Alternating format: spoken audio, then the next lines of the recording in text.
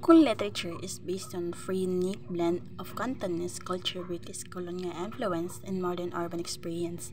It treats tapestry of diverse voices and themes, reflecting the city's dynamic history and identity. Here's a breakdown of what makes Hong Kong literature stand out. Cantonese roots. A significant portion of Hong Kong literature is written in Cantonese, the language spoken by the majority of the population. This makes it distinct from mainland Chinese literature, which primarily uses Mandarin. Modernity in urban life. Hong Kong literature often explores the complexities of life, rapidly evolving city.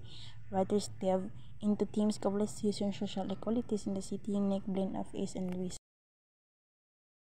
Political and social commentary. Hong Kong literature frequently tackles sensitive political and social issues such as democracy, freedom of speech, and involving relationship between Hong Kong and mainland China.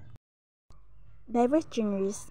Hong Kong literary scenes embrace a wide range of genres including fiction, poetry, drama, and non-fiction. This reflects the city's cosmopolitan nature it embraces and different artistic expressions.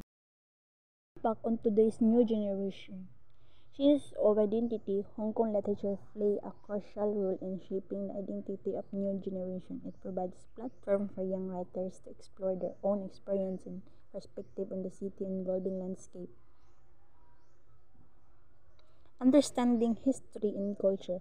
By reading Hong Kong literature, young people gain a deeper understanding of the city history, culture, and social issues. This knowledge helps them engage with the complexities in their environment and form their own opinions.